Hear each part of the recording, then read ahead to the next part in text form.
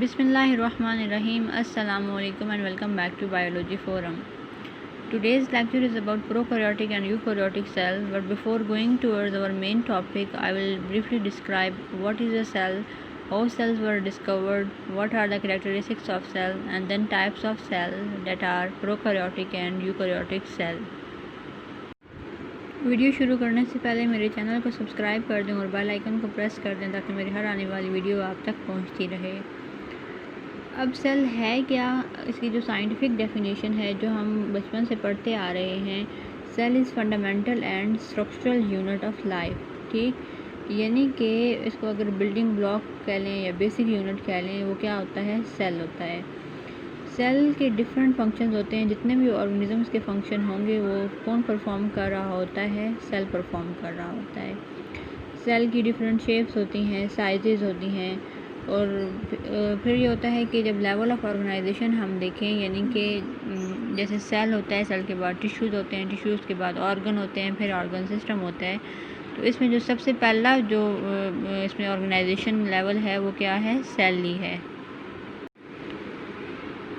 हर organism में जो sales का काउंट होता है वो डिफरेंट होता है। ठीक, और अब जैसे कि एक बिल्डिंग होती है और उसमें ब्रिक्स से वो बनी हुई होती है ना, इस तरह कोई भी ऑर्गेनिज़म है वो सेल से बना हुआ होता है।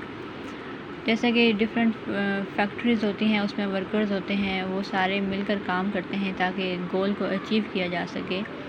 इस तरह ऑर्गेनिज़म्स में भी जो सेल होते हैं इस फंक्शन परफॉर्म करते हैं ताकि जितने भी उस ऑर्गेनिज़म के प्रोसेसेस हैं वो कंप्लीट हो सकें। जितने भी ऑर्गेनिज़म्स हैं वो सेल के बने हुए होते हैं। अब इसमें होता है कि या तो सिंगल सेल के बने हुए होते हैं या ज़्यादा सारे सेल्स के बने होंगे। अगर कोई भी ऑर्गेनिज़म सिंगल सेल से बना है तो उसको हम कहेंगे यूनिसेलुलर, और अगर वो मल्टीपल सेल से बना है तो उसको कहेंगे मल्टी सेलुलर। सही।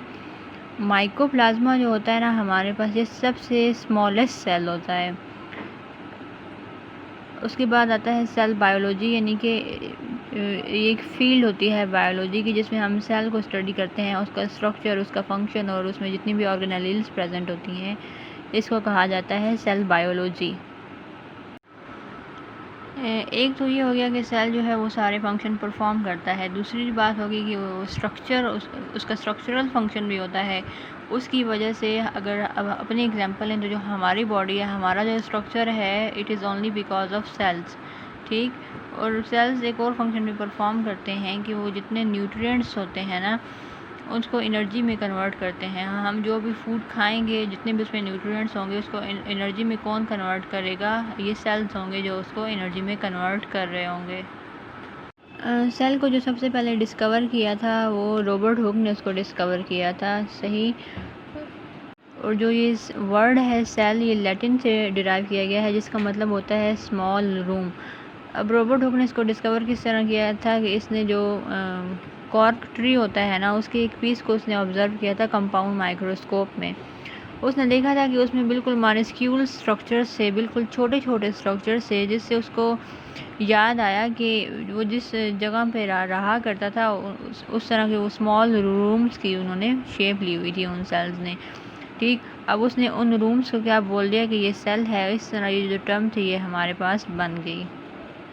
अब इसमें रॉबर्ट हुक ने जो कंपाउंड माइक्रोस्कोप यूज़ किया था उसकी मैग्नीफिकेशन इतनी नहीं थी, वो इतना क्लियरली नहीं देख पाया था, तो उसने ये बोल दिया कि जो सेल है वो हमारे पास नॉन लिविंग है। उसके बाद एक और साइंटिस्ट था एंटोन वैन लीeuwenhoek, उसने फिर सेल को ऑब्ज़र्व किया एक और माइक्रोस्कोप में जिसकी मैग्नीफिकेशन पावर जो थी वो बहुत ज़्यादा थी। तो उसने क्या देखा कि जो सेल्स है वो थोड़ी बहुत मूवमेंट कर रहे थे, यानी कि मोटिलिटी शो कर रहे थे। तो फिर उस यहाँ से लीeuwenhoek ने ये कंक्लूड किया कि जो माइक्रोस्कोपिक एंटिटीज़ हैं या जो सेल्स हैं वो अलाइव हैं। इसके बाद और मुख्तलिफ ऑब्जर्वेशन हुई थी और जो ये एंटिटी थी इसको नाम दिया गया था एनिमलक्यूल्स का। फिर एक और साइंटिस्ट था रॉबर्ट ब्राउन, उसने क्या किया था कि जो सेल के और स्ट्रक्चर्स हैं उनको उसने देखा था। उसने जो न्यूक्लियस सेल के अंदर प्रेजेंट होता है उसको ऑब्ज़र्व किया था। यानी कि बस 3 मेन इवेंट से सेल की डिस्कवरी में रॉबर्ट हुक ने सेल्स को ऑब्ज़र्व किया था और उसको नॉन मोटाइल बोल दिया था, यानी कि नॉन लिविंग। लीeuwenhoek ने ऑब्ज़र्व किया और उसको बोला कि ये लिविंग है। रॉबर्ट ब्राउन ने न्यूक्लियस की डिस्कवरी की थी। Now let's talk about characteristics of cell, यानी कि इसके जो फीचर्स होते हैं, जो एसेंशियल कैरेक्टरिस्टिक्स होती हैं वो कौन कौन सी होती हैं। सेल्स किसी भी बॉडी को स्ट्रक्चर प्रोवाइड करते हैं, उसको सपोर्ट प्रोवाइड करते हैं। जो सेल का इंटीरियर पोर्शन होगा, यानी कि जो अंदर वाला हिस्सा होता है, उसमें डिफरेंट ऑर्गेनेल्स प्रेजेंट होती हैं जो डिफरेंट फंक्शंस परफॉर्म करती हैं। जो जितनी भी ऑर्गेनेल्स होती हैं, ये इनको एक मेम्ब्रेन जो होती है वो सेपरेट कर रही होती है बाकी सेल से। सेल में न्यूक्लियस होता है जो मेजर ऑर्गेनेल होती है। इसमें सारी जेनेटिक इन्फॉर्मेशन होती है जो चाहिए होती है सेल की ग्रोथ के लिए, रिप्रोडक्शन के लिए, और बाकी जितनी सेल एक्टिविटीज़ होती हैं उनके लिए इन्फॉर्मेशन जो स्टोर होती है वो न्यूक्लियस में होती है। हर सेल में एक न्यूक्लियस होता है और बाकी जो साइटोप्लाज्म होता है उसमें मेम्ब्रेन बाउंडेड ऑर्गेनेल्स प्रेजेंट होती हैं। सेल में माइटोकॉन्ड्रिया भी होता है जिसको normally powerhouse of cell कहा जाता है। उसमें सारी जो एनर्जी ट्रांसैक्शंस होती हैं वो माइटोकॉन्ड्रिया कर रहा होता है। जितनी भी एनर्जी होती है ये इसकी प्रोडक्शन वो माइटोकॉन्ड्रिया ही करता है।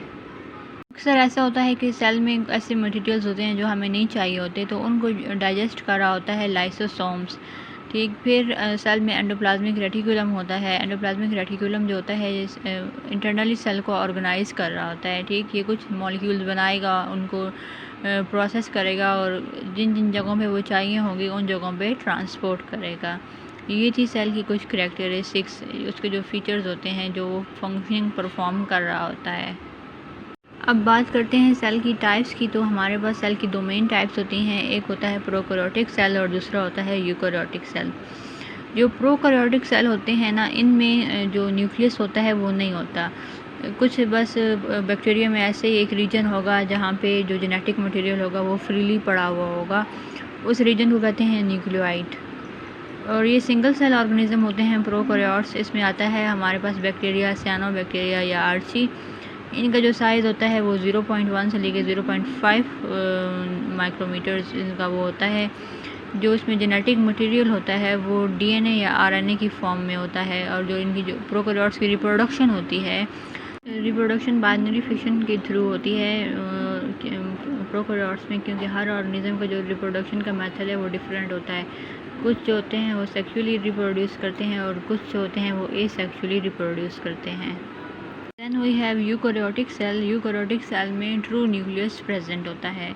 इनका जो साइज़ होता है वो 10 to 100 माइक्रोमीटर्स होता है। इसमें प्लांट्स आते हैं, फंजाई आते हैं, प्रोटोजोन्स आते हैं और एनिमल्स आते हैं।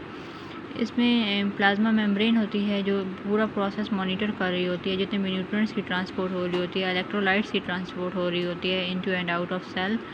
और ये सेल टू सेल कम्युनिकेशन के लिए भी प्लाज्मा मेम्ब्रेन ज़रूरी होती है। यूकैरियोट्स उनसे होते हैं ये सेक्सुअली भी रिप्रोड्यूस करते हैं और एसेक्सुअली भी रिप्रोड्यूस करते हैं। अब कुछ ऐसे फीचर्स हैं जो कंट्रास्ट करते हैं प्रोकैरियोटिक एंड यूकैरियोटिक सेल में। ये थी मेरी आज की वीडियो। मैं नेक्स्ट वीडियो में प्रोकैरियोटिक यूकैरियोटिक सेल का डिफरेंस बताऊंगी विद डायग्राम्स। अगर वीडियो पसंद आए तो इसको लाइक और शेयर ज़रूर कीजिए और मेरे चैनल को सब्सक्राइब कीजिए। खुश रहें, आबाद रहें और दूसरों का ख्याल रखें। अल्लाह हाफिज़।